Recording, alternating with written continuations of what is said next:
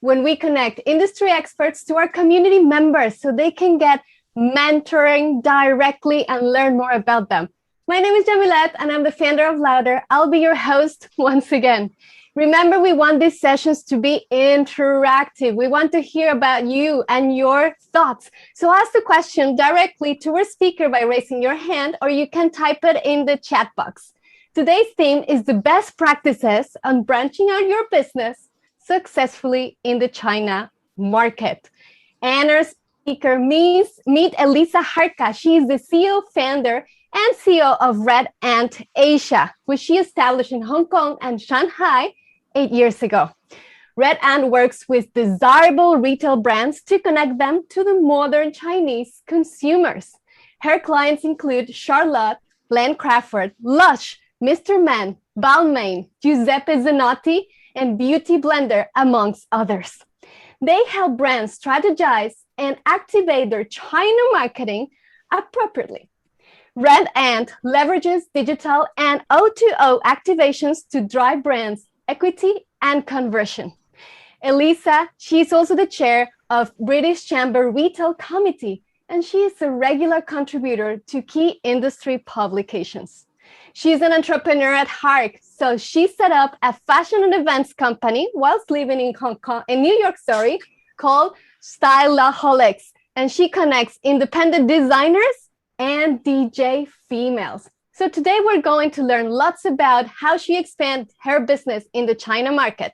So without further ado, please welcome Elisa here on our online stage. Hi, Elisa, how are you? Hi, Yamilette. I'm really good, thank you. How are you? Great. I'm so glad to have you here because I know that a lot of the members, I can see here in the crowd, we have Ines Samuel, Jeet, Rachel Hai from Thailand, CY, and they're all so excited to know more about how to expand their businesses in China. And you're an expert in this. So to start with, your background, how did you decide to come to this side of the world and establish your business in Hong Kong and also in Shanghai? So it's, life happens in unusual ways. So I'm originally from London and moved to New York after university for about 5 years, came back to London and started doing a lot of global activation campaigns for really cool brands such as Calvin Klein, Swatch, MTV, etc. And they said to me one day, do you think you could do our China marketing? And being bright-eyed and bushy-tailed, almost 10 years ago now, I said, sure, we can. And I came to China to Beijing, actually was the first place I went to do the campaigns for these brands. And I was so impressed by how digitally advanced China was that I felt that it was something that I wanted to learn more about. And I thought if people were asking me to do China marketing at the time when I actually didn't know anything about China marketing, what could I possibly offer more if I actually built the business in Shanghai, which I did. And I decided on Shanghai because it's really kind of where the lifestyle fashion hub is. Beijing is the kind of art hub. And as we were influencer focused, that's where most of the influencers are. And why did I choose Hong Kong is because Hong Kong was and still is, for the foreseeable, hopefully, future, the hub of retail. So a lot of retail brands, which is the sector I specialize in, have their regional headquarters in Hong Kong. So I am based here kind of doing business development, and then my team of 30 are in Shanghai doing the actual day-to-day work. Was it very challenging to start and found a business as a female entrepreneur and a foreign female entrepreneur in Asia? Actually not. Like, I have to say, one of the things that I love and I'm so appreciative of mainland China and Hong Kong is that there's no glass ceiling as a female. They really are so fast moving that they just care about what you have to offer for them, and they'll give you the time of day. And if you have something interesting to offer that connects with what they need, they're willing to give you a shot. It's quite unlike other Asian markets like Korea and Japan, where being a female is a little bit more of a disadvantage and you have to push harder and play more games. China and mainland China and Hong Kong is very much open to anyone doing business. What about the language barrier? Did you have any issues with that in the beginning? Yeah, so it's my biggest embarrassment is that I am not a Chinese speaker. I am learning, and I am a really bad student, but I'm trying. When I first came, I was just purely focused on running the business. And one of the bad pieces of advice that people gave me was that you had to be a student of Chinese for at least 5 years before you could actually communicate. So that put me off because, I like to do things well and I don't like to take a long time over it. And at the time when I started the business, I had no idea I would be here for so long. So I thought, well, I'm just going to focus on my business and not focus on the language. And then, 6 years later, I was still there and I thought, right, I'm finally going to start learning the language. So it's don't listen to people. Don't let them put you off about learning Chinese. Just get started as soon as you can. Although it hasn't hindered me doing the business because all my team are Chinese, and my GM, who's been with me from when I started, is a Shanghainese girl, amazing, and the rest of them are Chinese. And because we're working with international brands, our business language is English. But that doesn't mean it isn't a shame that I am not fluent in Chinese. It really is a shame. I know, I feel you. The same thing with Cantonese. I've been here 13 years. What about, you were saying that you thought you were just going to be here for a little bit. How the mindset changed? Because a lot of us entrepreneurs that come to Asia, we have this idea, I'm going to give it 2 years or maybe a year, and then what happens? Yeah, I think, if you have an entrepreneurial spirit, you tend to be kind of going where the opportunities are and not necessarily planning your life out 10, 20 years ahead. And especially 10 years ago, I was a lot younger. So I just thought, I'm coming for the adventure and I'll see how it goes. And it wasn't until, I really got bit by the China bug. And it's the type of place where you just can't see how you could ever really leave, because it is so advanced and it is so innovative and it's constantly evolving and changing. You can never become a real China expert because there's so much to know and it's constantly pivoting. So for me, as an entrepreneur and as somebody who likes to do new stuff and to learn, you're constantly learning and evolving, and it's where the growth is. So that's what's kept me here for so long. How did you were talking about you are managing remote teams, a group of 30 people in China. How do you manage that? Well, I am lucky because I set the business up before COVID. So pre-COVID, I used to go to Shanghai every week in the early days and then every month, just a couple of years before COVID. So I haven't actually been there since January 16th last year.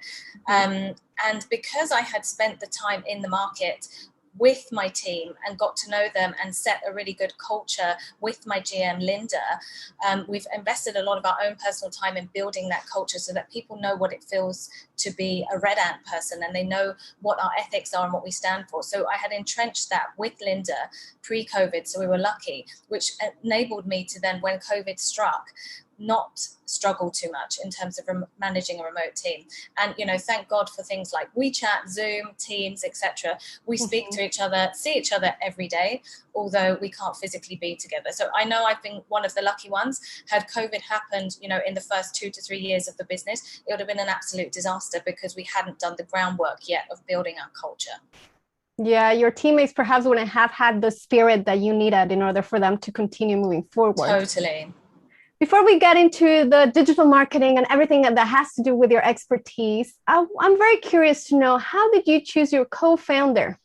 And how did you meet? Or so he actually chose me, and he was my boss originally. So Red Ant we have 2 websites. If you go to www.redant.com and www.redantasia.com, they look like 2 separate companies, but we actually were one company. Red Ant has been around for 20 years, and I joined Red Ant UK as a client services director 10 years ago. And that's when all these projects started to happen. And then when I did the project in China, I pitched him, who was originally my boss, to say, I want to open the Shanghai business and here's my business plan. And he said, okay, go ahead and do it. And then we became partners. So that's how it started. It was, a matter of luck and, opportunities kind of presenting themselves, and being really, naivety plays such a big role when you are an entrepreneur, because in reality neither of us knew what we were doing or getting into, but I had the desire and the passion to go for it, and he was willing to kind of support that. Would you say that it's really luck? Because you had the guts, you had the pants to come and say, I have this idea. You didn't stay there waiting for someone to give it to you. You had that mindset already of the entrepreneurship spirit and just jump for it. So I know it's obviously the opportunity. He was open to the idea, but would you, before that, when you're working for them, did you already have this little thing moving in your brain saying, I want to jump and get into the entrepreneur world? Yeah, I mean, you mentioned that I started a fashion events company in New York. I was 21 when I did that. Okay. So I come from an entrepreneurial family, it's in the spirit. So I've always loved this entrepreneurial way of being. And when I came back to the UK after doing the New York stint, I went back into kind of working for companies. But why I joined Red Ant was because Dan, who is now my partner, who was originally my boss, he saw that I had this entrepreneurial spirit, and that's the kind of person he wanted as part of his team. And he has another CEO in the UK office now called Sarah, and she's the same spirit. He likes these people who are kind of get up and go. You don't have to tell them verbatim what they need to do. They've got the mindset to kind of make things happen.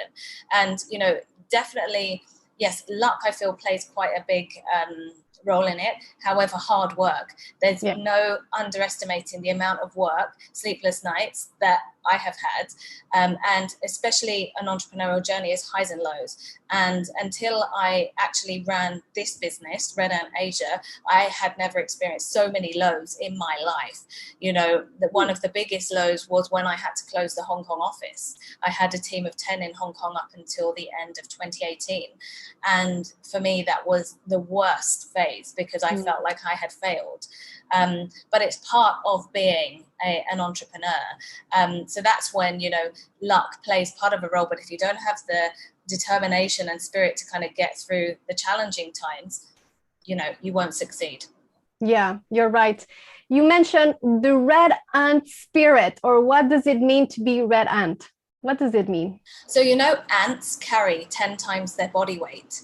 So they're small and mighty. So that's why we're called Red Ant, because we're small and mighty. So, we're 30 people in the China office. We're about 50 people in the UK office.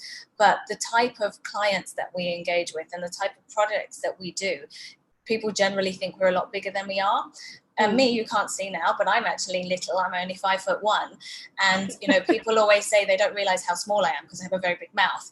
So it's this spirit of kind of, not letting your size limit you, kind of going out there, doing more. We say we go beyond. So we go beyond for our clients and we go beyond for our teams. And in return, we expect the same.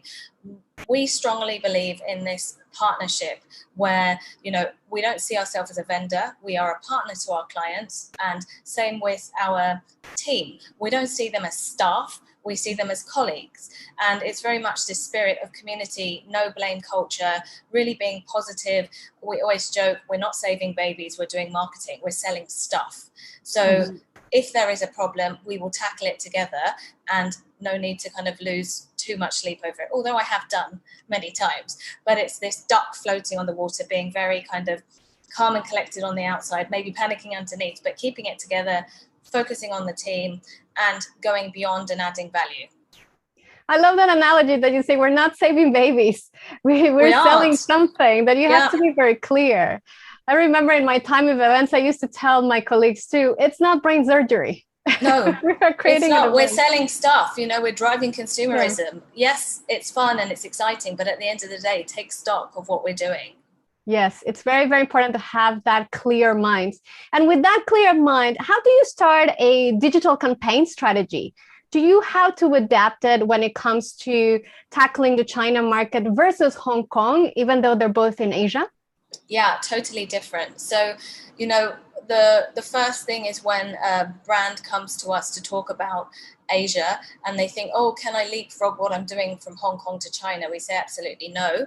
Of course, there are some insights that you can leverage, but the consumer behavior is fundamentally different and the digital ecosystem is fundamentally different. So the way that you approach it is still the same in terms of you're looking for what are your objectives, what's your mission, what's your vision, and that can remain the same. But how you get there will be a different mix for Hong Kong versus China.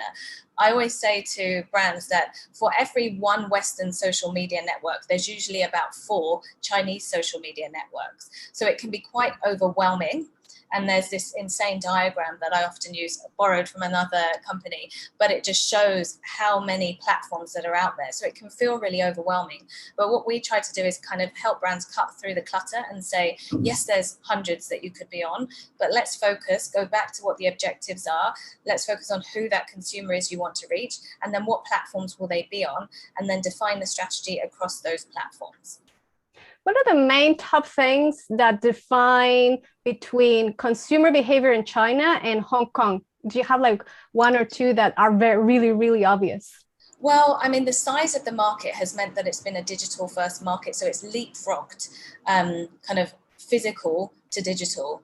And Hong Kong is much slower in terms of digital adoption, because it's a smaller geography. So, COVID is changing that a little bit, but, it would be quick to just pop down to a shop because it was 5 minutes away. Whereas in China, you're talking about thousands and thousands of miles of land. So it needed to go from analog to digital very quickly. So the sense of kind of being technologically astute is very high in China, purely because it's a necessity. Things become popular because they are generally utilities or necessities. So that speed of digital adoption is radically different to it has been in Hong Kong. And then from a consumer trait perspective, if you think back to China 30 years ago, it was a very, very different place to what it is now. And the evolution and the speed of the evolution from kind of, we think, they were very much thinking about group mentality to I mentality. So they are very much an individualistic type of culture within this group structure, which is very different to Hong Kong if you think about the way things are. But we all know, we won't talk about it now, but things are changing and it's kind of losing that distinction. But it's very much about the young generation wanting to express their individuality and express their personality within the constraints of what is the socialist experience. Okay. You were also mentioning to me backstage that with the O2O, the online to offline experience in China, they see it more of a social gathering when it comes to shopping. And here in Hong Kong, we don't. We see it more of or in the Western world. Yeah, actually both see it as kind of a social activity. So you'll see cross generations going out to shop and engage. So the importance of offline is still very critical in both markets. And especially in mainland China, we've seen so much innovation come in during COVID times, because it's almost like COVID didn't happen, because they recovered so quickly that the offline experience have gone back to being bigger, better than they were before. So the cross-generational units, as well as kind of the individual friend units, like to go shopping, to have an experience, to socialize together. And another key difference of the Western and Chinese consumer is that the average age of a luxury consumer is about 10 years younger in China than it is in the rest of the world. So the average age of a luxury consumer in China is 25 to 35, whereas rest of the world is 35 to 45. So they skew younger, and actually the age gap between each generation is much more condensed. Whereas in the West, people are having babies at 45, 50, whereas they are starting to get later in China now. Like my team average age is probably 26, and hardly any of them are married, not even have boyfriends yet. And they're starting to, the birth rate, even though it's not a one-child policy anymore, the birth rate is still declining, because like the rest of the world, people are starting to question what is their choice as a woman. Yeah, totally. And do you see, obviously with the offline marketing strategies, but do you also see that it has to be attached to an event per se, reaching out to KOLs that people are expecting that you're going to have, for example, a shop opening, and then there's going to be a Chinese KOL there to sign something about the product? Do you still have to have these events in the Chinese market? If you can afford it, absolutely. And even more than the KOLs, have a big celebrity. If you can have a big Chinese celebrity, then you will get such a great turnout for your event, and you will get such great coverage. So the KOLs are absolutely key. And if you haven't got budget for celebrity, you have to use them. But if you can afford celebrity, do celebrity and KOLs, and that will be the biggest bang for your buck. But it is very expensive to do celebrity marketing. So if you can't afford that, then you can do something a little bit smaller, which might be, for example, if you're a beauty brand, you could do, a KOL brunch where they get to try the products. If you are a fashion brand, maybe you could invite some KOLs to a fashion show, something like this. You can be small, but the bigger brands, like the household names, they are spending a real fortune on creating these offline to online experiences that transcend many different channels and platforms and leverage the power of celebrity status. And these celebrities come in many different forms. China is obsessed with variety shows. So every year there's variety shows, and there's the new kind of up and coming young person, for the guys, they call them little fresh meat, xiao. And these guys are super young, and they often become the faces of beauty brands, which is often very weird to Western brands. They wouldn't cast a guy who, especially a young guy, in a beauty campaign. But in China, it's the norm to do that. And it's very good at driving conversion. Oh, wow. I did not know that. I guess, yeah, it attracts the females. It definitely does. And it's one of the biggest challenges for brands to understand. Why does that resonate, and why does that make sense to a Chinese consumer? Because from a Western perspective, it's more about female power and you want to see a girl that looks like you. But from the Chinese perspective, they have that too. So often you'll find with celebrities in China, there won't be like a one celebrity approach. There'll be a multiple celebrity approach. So they'll often use the guy, the xiao, as the sales driving celebrity. And then they'll use a girl who represents the ideal beauty as the image and the brand driving, which I think is quite interesting and quite different to the way the Western brands will use their celebrities. Okay. Krishna, she's asking, what do you suggest for precious stones? So is precious stones in terms of like the actual stones B2B or within jewelry, consumer brand? Okay, let's have her type it, or if she wants to ask a little bit later on, let's keep that in mind. I'll let you know if she lets us know. Okay, thank you.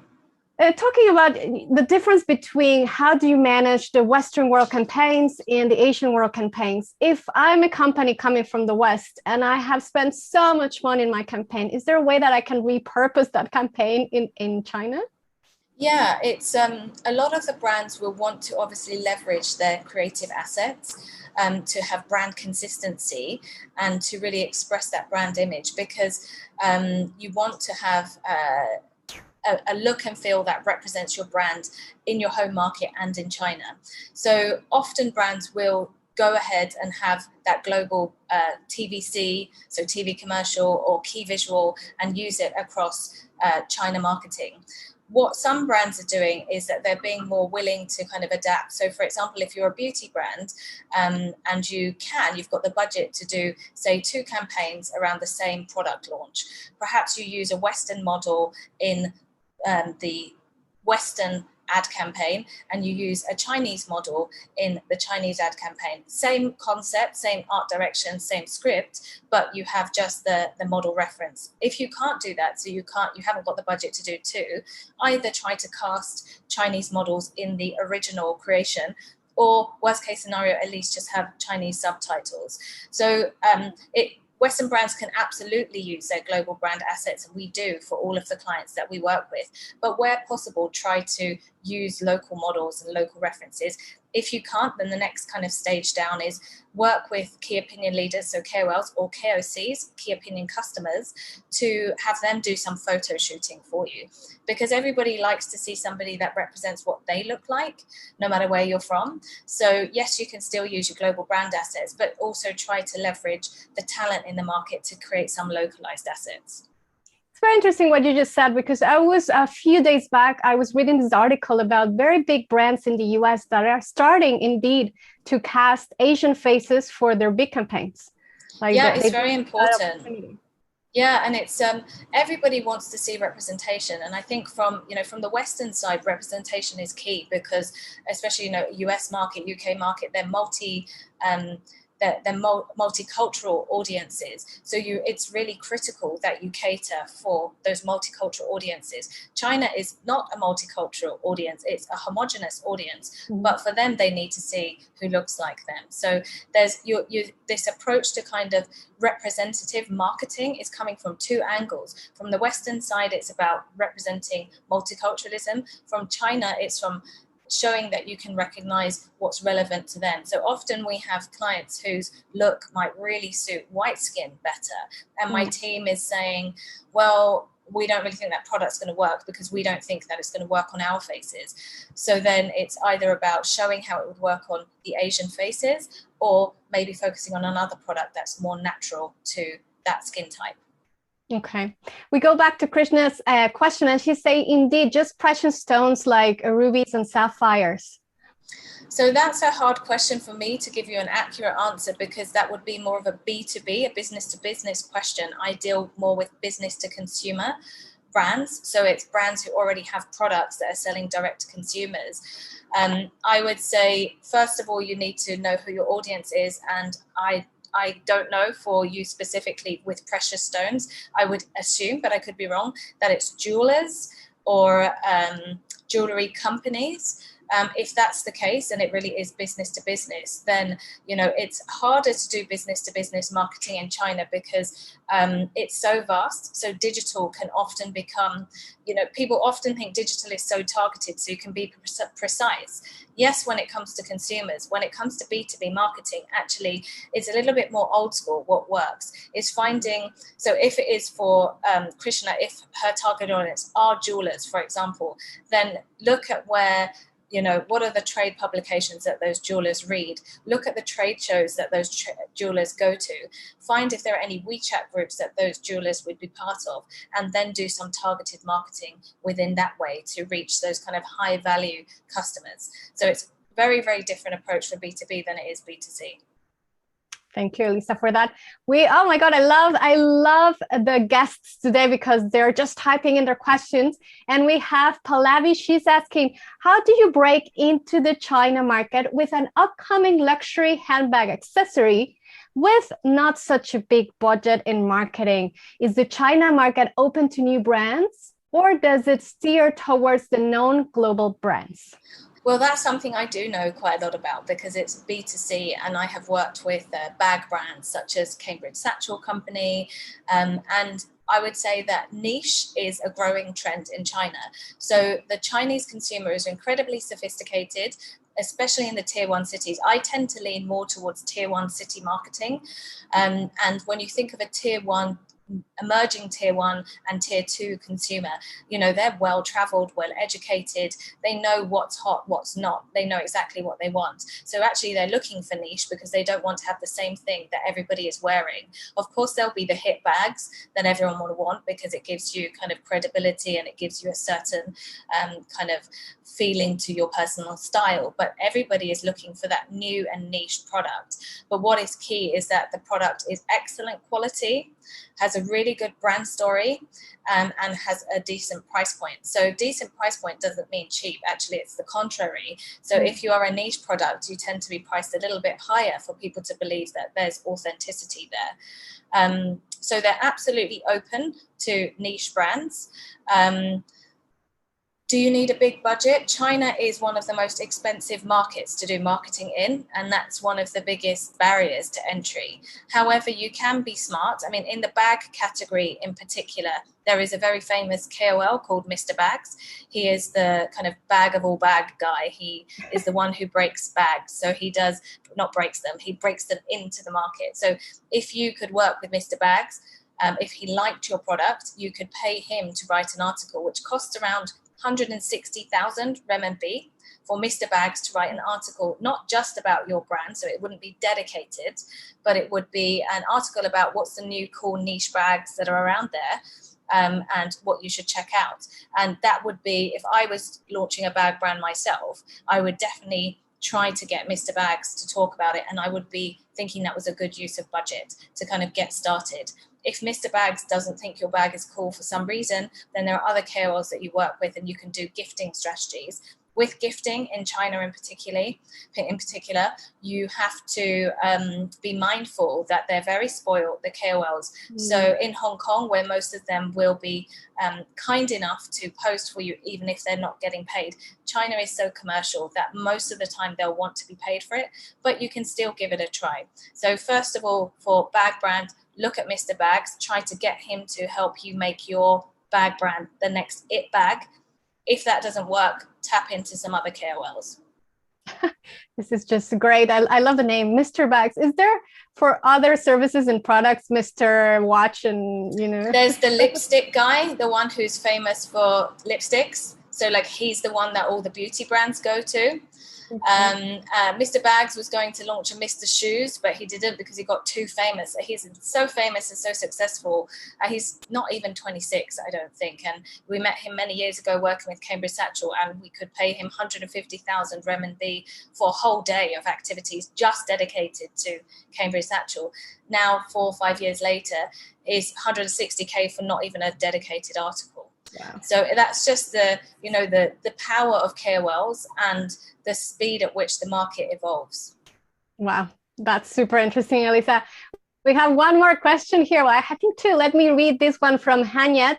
For small startups, would you recommend entrepreneurs to focus on brand-driven activities or sales-driven activities?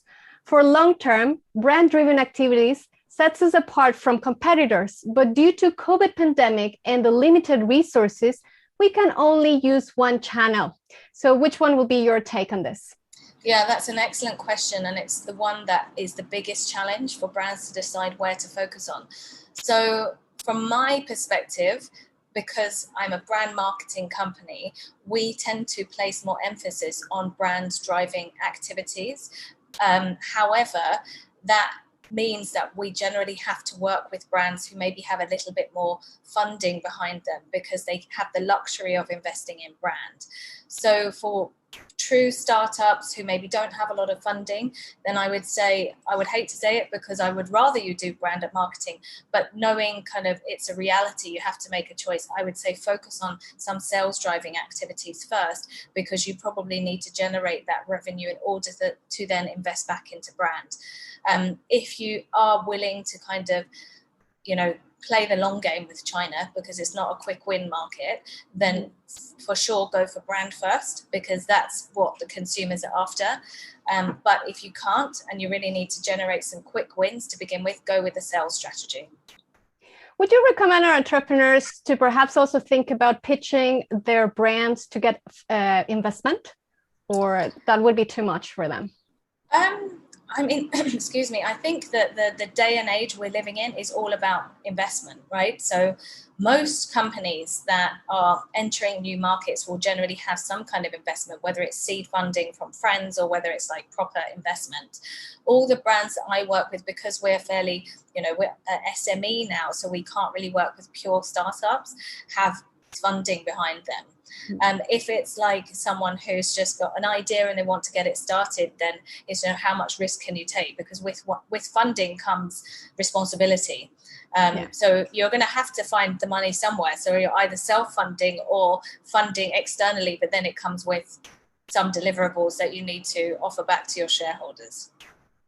Yeah, it's a very fine line on that balance. Okay, yes. Coming up for next, no more questions. We have, hi, I'm a new small startup business doing condiments. May I know what are the responses from sweet condiments in China and Hong Kong? Do you have any experience with this, Elisa?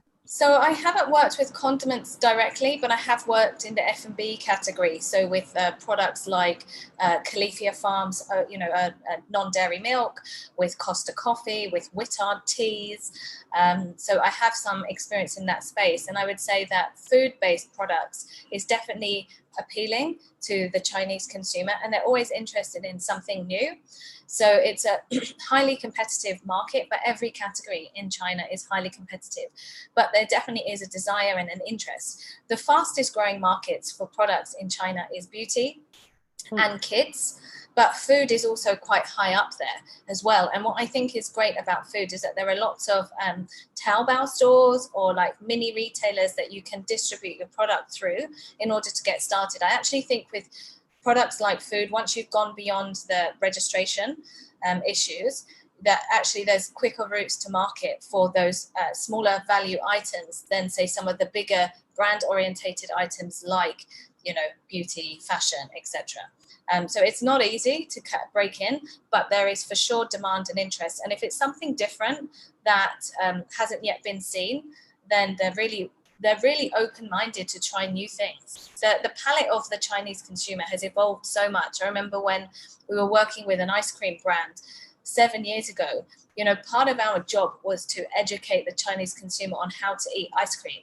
Now we're doing collaborations with Chinese homegrown ice cream brands because it's already become the norm to eat ice cream, whereas 7 years ago it wasn't. So that's like, the Chinese market is so amazing because what was not normal yesterday becomes very normal today, and it happens overnight. So a key thing I've had to learn, and, you know, being British, we're not always this flexible, but I've had to learn to be totally flexible and be willing to go, okay, this worked yesterday, it doesn't work today, pivot, and don't hold on to things for too long. I love that. That advice is great because indeed in the entrepreneur world, it's a must to be open, flexible, and to be able to pivot. You mentioned just now the registration process, and this is a thing that perhaps we are not thinking about, the legality behind launching a brand in China versus in Hong Kong, because I know in Hong Kong, it might not be as difficult, perhaps opening the bank account, but what about in China? What do we need to think about? So that's still one of the beauties of Hong Kong, is its rule of law, and it's far easier to set up a business here than it is in mainland. You know, the rule of law, the way that money moves around, and the ability to kind of get selling really quickly. In China, it's much more complicated. So you have something called cross-border. So that means that you are selling from overseas, maybe Hong Kong or your home market, into the Chinese market. And there are agents, they're called TPs, trade partners, that generally will run your operations to help you sell into the Chinese market. And that means that you can kind of go around the registration. So that can be the first port of call for brands. So for example, in the beauty space, because I work a lot in that sector, up until this year, up until May actually, it was mandatory that brands had to test on animals in the beauty sector in China, which sounds insane because the West has moved away from that. But what that meant for beauty brands was they could sell cross-border, they couldn't sell domestically. So for example, LUSH, who we work with, they sell on Tmall Global to the Chinese consumer, but they couldn't have a LUSH store in China because it didn't test on animals.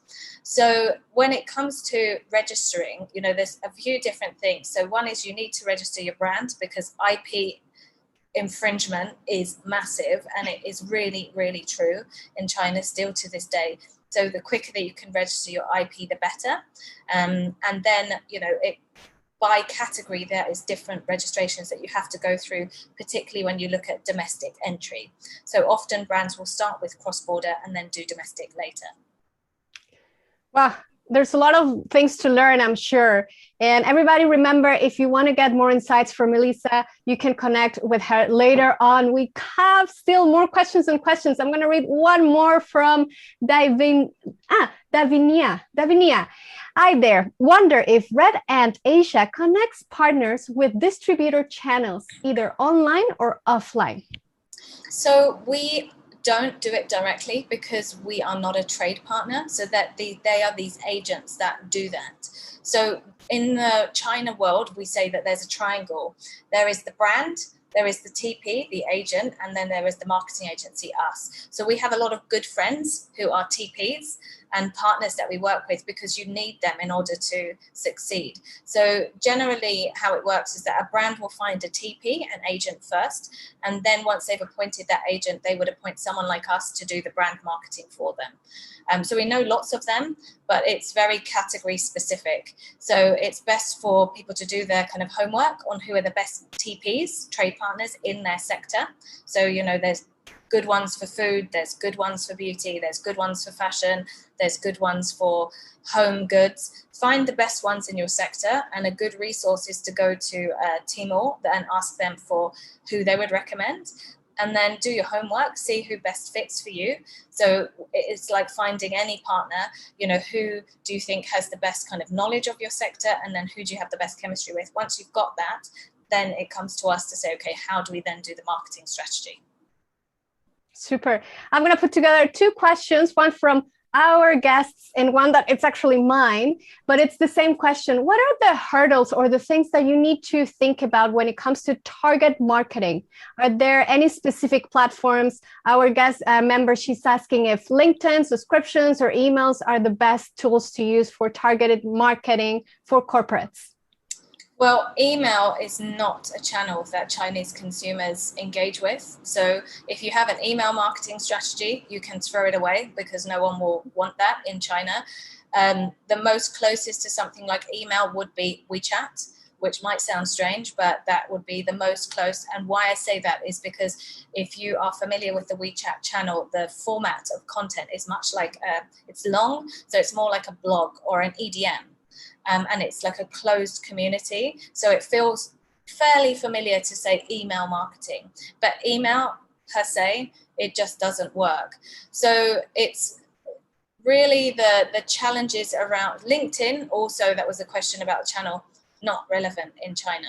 They don't use it. I mean, you know, we have a Red Ant LinkedIn page and I keep asking my team, can you please link it to your pages? Because it looks like I have 5 employees when I have 30 because they don't use it.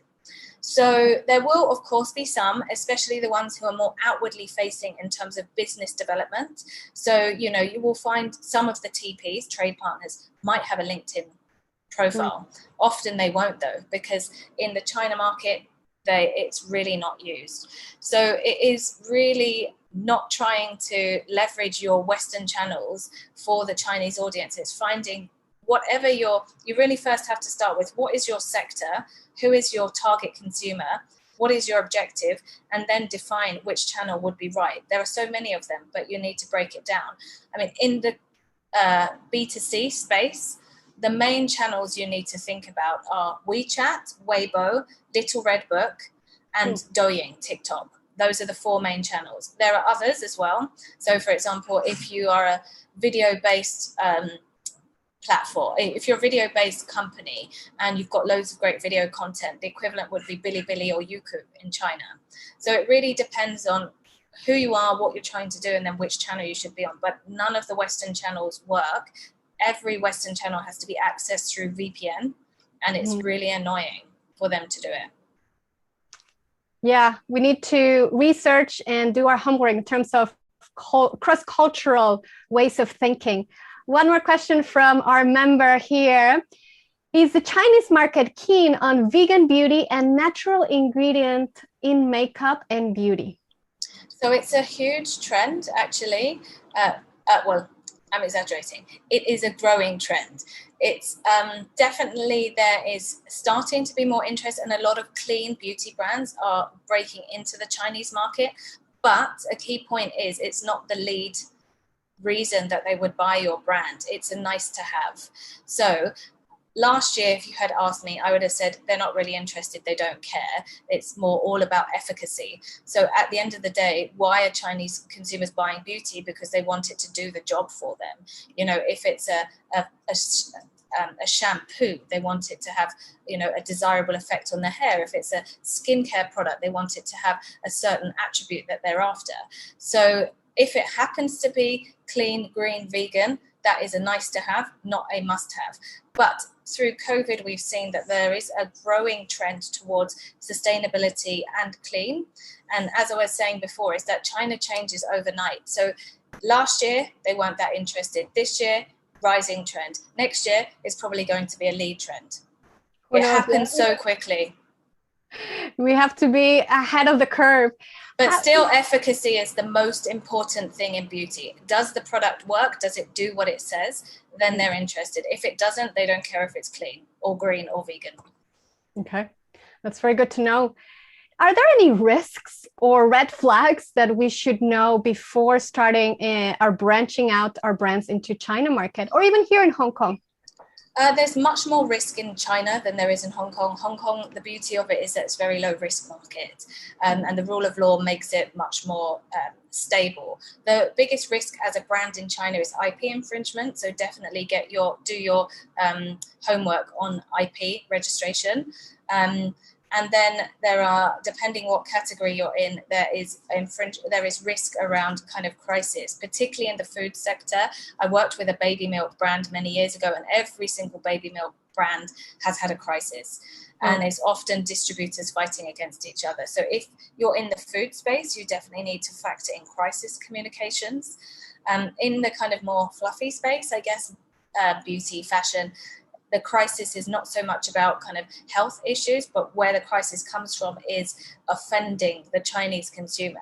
So there's been many cases where brands, not naming any names this time, but have done things that are deemed as inappropriate and culturally offensive, cultural appropriation rather than cultural appreciation. And you just wonder, like, who is planning these campaigns, because often they are so ridiculous that, you know, even a fool would know that it was not appropriate. So I would say the biggest risks are IP infringement, health and safety issues if you're in that kind of food space, and if you're in a general brand space is you know, making sure you don't offend the Chinese consumer or the Chinese government. And the key territories to avoid is do not talk or comment about their geography. So if you have anything to say about what is happening in Xinjiang or Tibet, no go. Don't even bother going to China if you want to talk about that. And, you know, just being appreciative of their culture and really not being offensive to what is a Chinese spirit. Yeah, we need to be more diplomatic and politically correct. In your experience with your team, have you had to do any of this crisis management with your own brand strategies because you didn't foresee something? Do you have any experience to share? Well, I mean, we've been quite lucky, but I touch wood now because I don't want to jinx myself in that our brands have been, like, in terms of offending China, have kind of stayed away from doing that. Like, we tell them upfront things you can and can't say, and they have to play within those rules. So we haven't had any major crisis. Of course, like with the baby milk brand, we had to deal with that, but actually we were kind of lucky because they had the crisis before we started to work with them. So then our job was to relaunch the brand after the crisis. So, yeah, I hope it stays that way. I don't really want to have to deal with a big China crisis because the netizens don't forget. And they keep on coming back. I think everybody has heard of what's happened with H&M recently. Yeah. And it's, you know, it's a reality. So I hope my brands continue to play the game and operate nicely in China. Yes, we all do too. With all of the talk around town here in Asia and everywhere in the world, consumer centricity, we have to think about what consumers want and need and feel and the whole experience. How can you keep ahead of the game or even just with the game? Because you're saying in China it's changing all the time. How can you make sure that when you're running a brand strategy campaign, you are not missing stuff or you didn't know about something that just changed yesterday? It's really hard because things do change literally just yesterday. They change the rules on platforms. You know, 1 minute you're allowed to do this, the next minute you're not allowed to do that. And you just have to be able to factor in some flexibility to your strategy and be willing to change. I think I look at it in two ways. From a product perspective, I think unless you need to be a trend-driven brand like a fast fashion company that is all about the latest drop, if you're a brand that has a bit more kind of, say, pedigree or is perhaps going with a slower kind of sustainable product strategy, then don't worry too much about the product trends. Focus on what your products are and the quality of them and your brand story. So you kind of keep that as your stable. But when it comes to kind of the marketing strategy trends, there are a lot of things that change. But one of the things that has stayed constant, and we can be fairly sure it will stay constant, is the power of the influencer in China. So yes, a platform rule might change. So from one day to the next, you might be allowed to do this type of ad, and then you're not allowed to do that type of ad.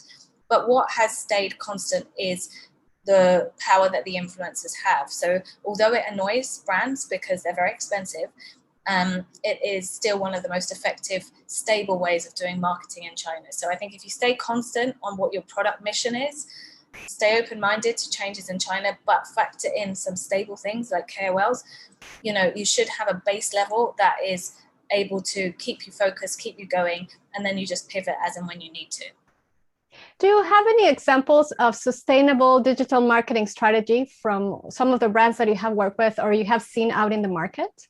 Well, I mean, a sustainable digital marketing strategy per se doesn't really work because digital strategies are generally quite tactical. So they move with the times and move with the trends. So it's more about, I would say, sustainable brands in the market is more about kind of defining what you're going to be a part of. One of the biggest things that you have to be a part of in China is the sale. So today is actually something called 520.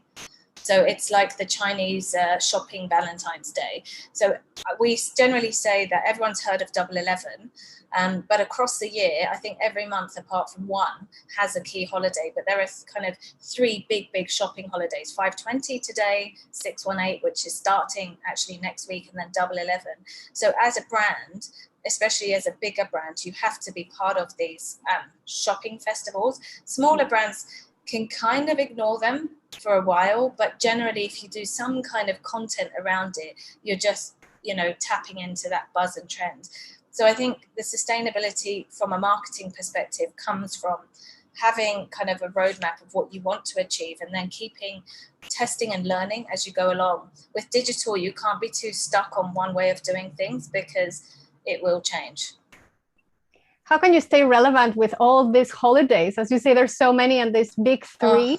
It's so exhausting. Yeah, it's exhausting. It's exhausting for this triangle. All of us are super exhausted. That's why I probably look tired today because, these holidays, shopping holidays are draining.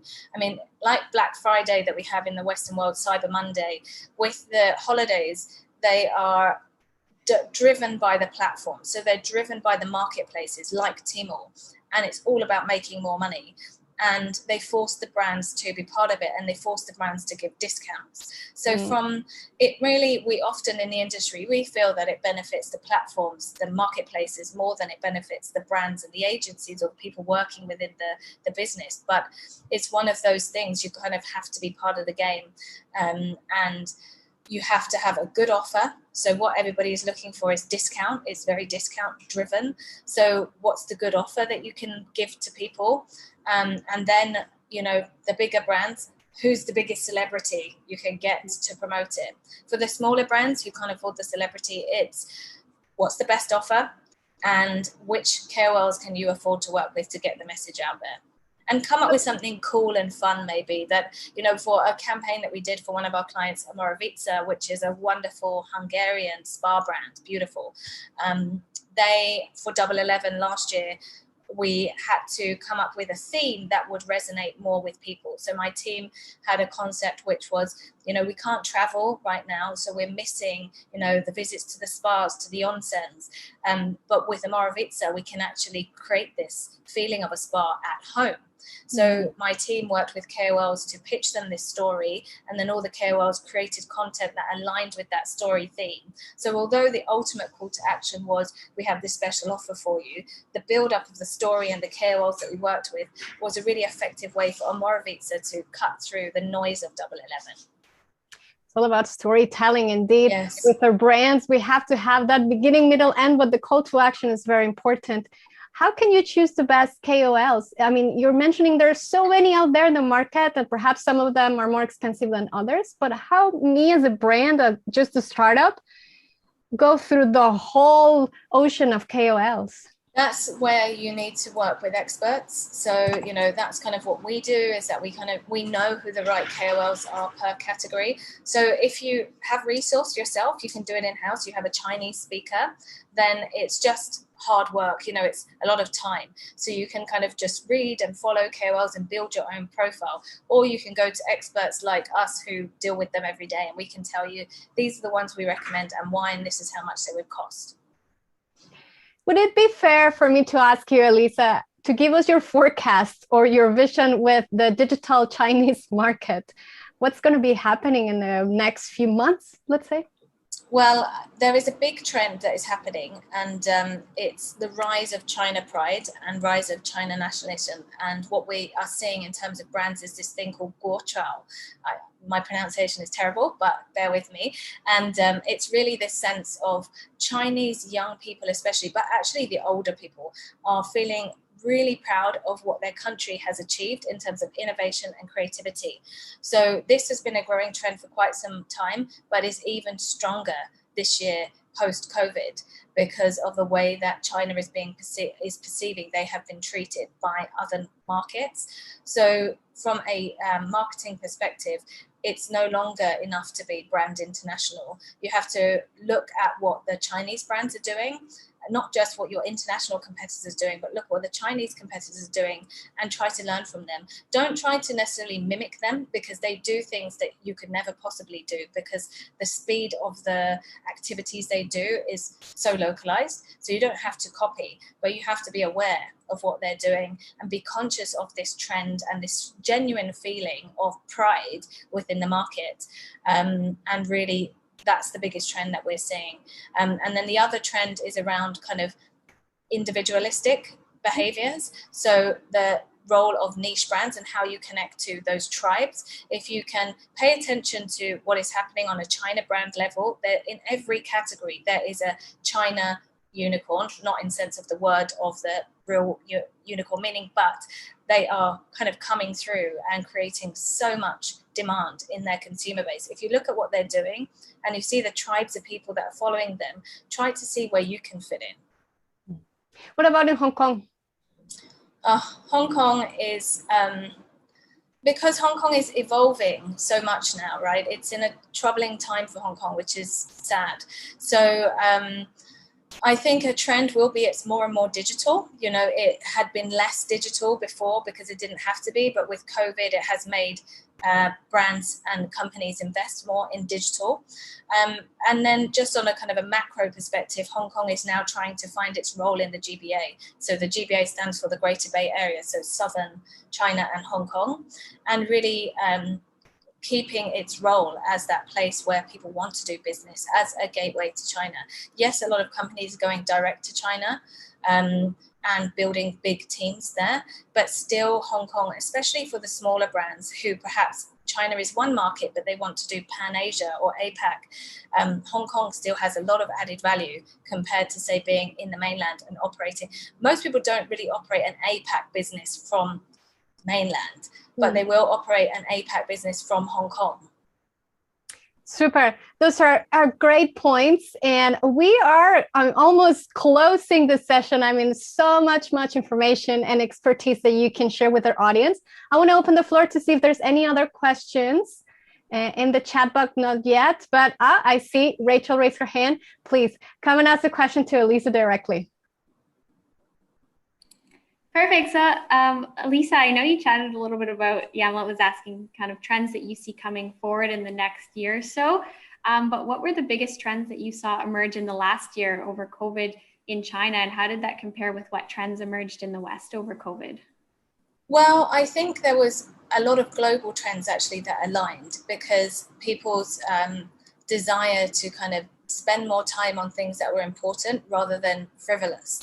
So in the beginning of COVID in China, you know, everybody kind of stopped spending on things that weren't really necessary. But because China kind of dealt with COVID so fast, then people got back to those more fun spending behaviors quicker than they did in the West. And then the trends that kind of emerged after that was I'm still going to spend my money on things that make me feel good.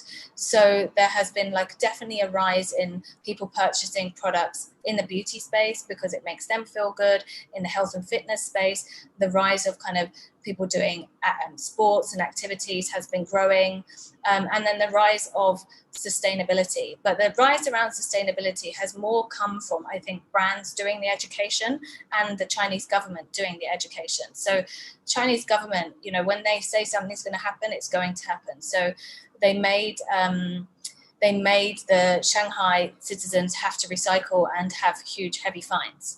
So I think there are definitely global trends that are happening that are the same across the world where people want to focus on what is maybe more meaningful to them.